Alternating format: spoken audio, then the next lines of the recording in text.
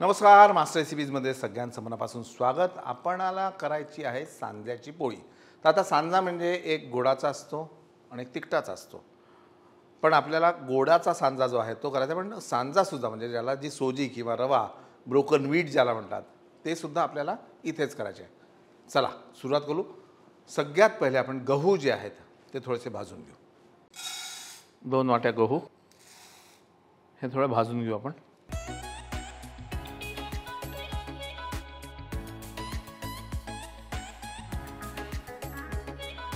हे गहू जे आहेत आत्ता थोडे गरम आहेत, हे थंड झाल्यानंतर ह्याला मिक्सरमध्ये जाडसर दळून घेऊ. खरं तर पूर्वी हे जात्यावर करायचे बारीक, आता जातं कुठं. हे जाडसर असं आपण करून देतं. तरी जर असं वाटलं तुम्हाला की एकदा चाळून घ्यायचं तर घेऊ आपण ते.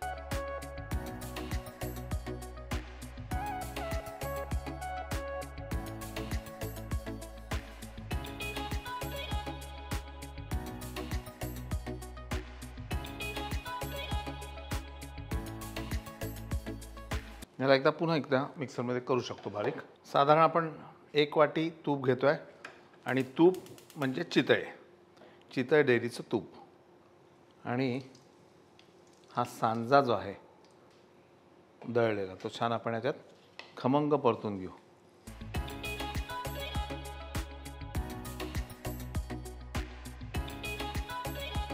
आणि हा सांजा छान असा लालसर खमंग परतून झाल्यानंतर गॅस बंद करायचा आणि गॅस बंद करून पुढे एक चिमूटभर मीठ घालणार आहे, रॉक सॉल्ट.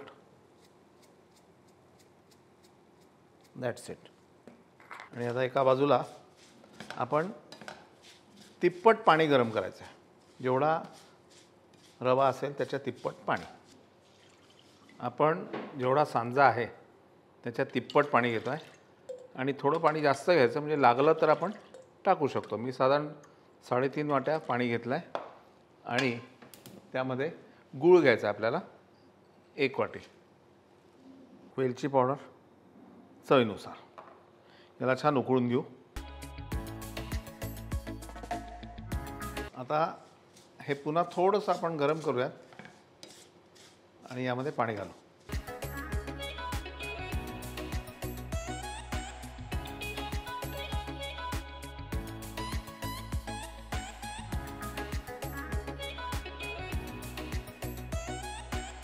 मंद आचेवर शिजवून घेऊ.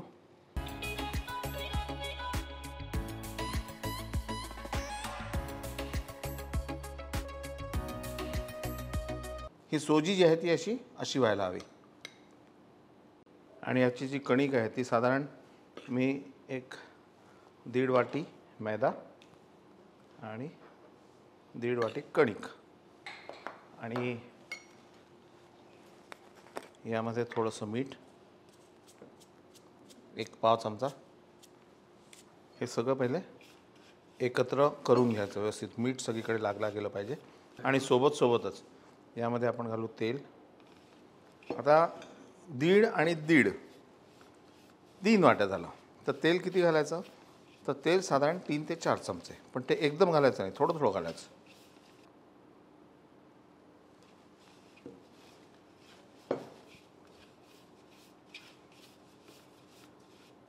तेल सगळ्या कणकीला पुरलं पाहिजे आणि तेल किती घालायचं याचा एक अंदाज आमची आजी नेहमी द्यायची. आता ज्यावेळी आपण छान अशी खुसखुशीत पुरणपोळी तयार करतो किंवा चकलीचं पीठ भिजवतो, तर त्यावेळी म्हणतात की तेल किती घालावं. तर तेल म्हणजेच मोहन. तर ते गरम केलं म्हणजे मोहन आणि थंड म्हणजे तेल, असं साधारण समज होता. तर मूठ वळेल एवढं तेल घालावं. तर 1 किलोला साधारण 75 ते 100 ग्राम तेल घालावं, म्हणजे ह्या अशा प्रकारे ती मूठ वळते. बघा, हे तेल लावलं आहे आणि ही अशी कणिक बांधली म्हणजे ही मूठ वळली कणकीची. तर एवढं त्याला तेल किंवा मोहन असावं. आणि भिजवायचं आहे पाण्याने आपल्याला, आणि खूप असं घट्ट नाही, सैलसर भिजवायचं आहे कणिक. नवशिक्या लोकांनी थोडं थोडं पाणी घालायचं. साधारण 1 किलोला 600 ते 700 ml पाणी जातं. मी नेहमी म्हणतो की तांबा, पितळ, लोखंड याचा वापर आपल्या जेवणात असावा. कसं असतं की तांबा, पितळ हे जे धातू आहेत हे सगळे जमिनीतून निघाले आहेत. भूमिपात्र त्याला म्हणतो. त्याच्यात मिनरल्स असतात आणि त्याच्यात स्वयंपाक केल्याने किंवा असं कणिक वगैरे भिजवल्याने ते मिनरल्स कळत नकळत आपल्या पोटात जातात. म्हणून ही पात्र किंवा ही भांडी तुमच्याकडे जर असतील तर तुम्ही विकू नका. छान त्याचा वापर करा. तांबा, पितळ वापरण्यात एक टीप तुम्हाला देतो. ती टीप अशी आहे की कित्येक लोक म्हणतात की कलही नसेल तर ते वापरणं योग्य की अयोग्य. तर कलही नसेल ते वापरणं अयोग्य केव्हा? जेव्हा त्यामध्ये तुम्ही एखादा पदार्थ तयार करता आणि त्याच्यातच ठेवता तर ते अयोग्य आहे.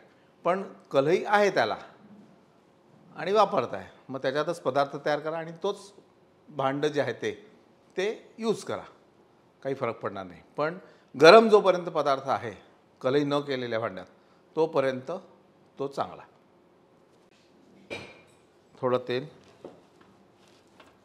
आणि पहा एवढं असं मऊसर कणिक जी आहे ती लागायला हवी. पुन्हा तेलाने छान एकत्र करायचं. त्याला छान बनवून एक 5 मिनटं आपण झाकून ठेवू.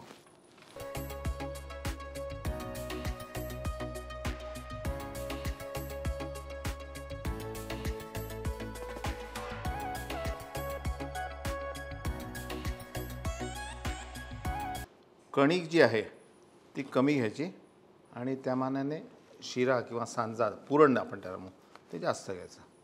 आपण पहिले असा गोळा वाटीसारखा करून घ्यायचा.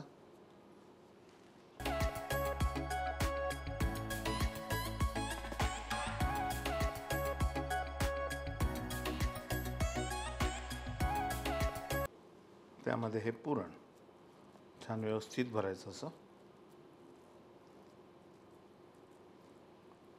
आणि या सगळ्या कडा ज्या आहेत त्या एकत्र आल्या पाहिजे.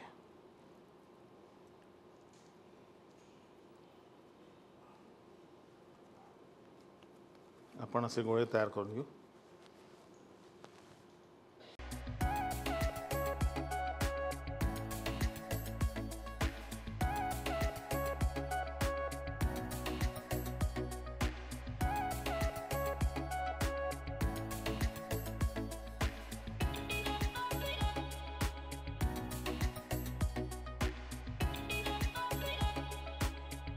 आता तांदूळाचं पीठ का घ्यायचं की तांदूळाचं पीठ हे मिक्स होत नाही, हे पडून जातं. हां, हे जे तांदूळाचं पीठ दिसतंय ना तीच जर कणिक आणि मैदा घेतला तर त्याला प्रॉब्लेम होतो. आणि कधी असं जर वाटलं की हे इथे सुटलेलं दिसतंय तर सरळ थोडंसं तांदूळाचं पीठ घ्यायचं, त्यांनी हे पॅचअप करायचं आणि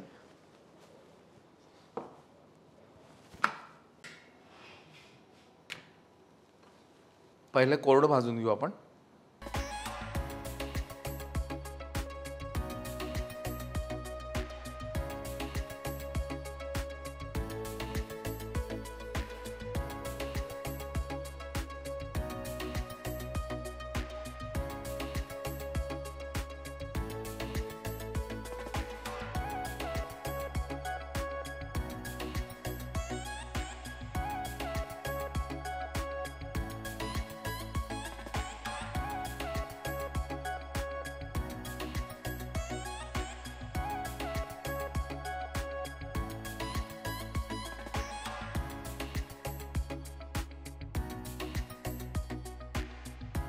तर ही होती सांजा पोळी आणि ही पोळी नक्की तुम्ही करून बघा. थोडीशी मी कमी गोड ठेवली होती, तशीच ठेवा. म्हणजे बघा आपली पुरणाची पोळी, सांजा पोळी, रव्याची पोळी मी एक तयार केलेली आहे आणि खवा पोळी. या पोळ्यांचा आस्वाद घ्या आणि पाहत राहा मास्टर रेसिपीज. लाईक करा, सबस्क्राईब करा आणि शेअर करा. चला.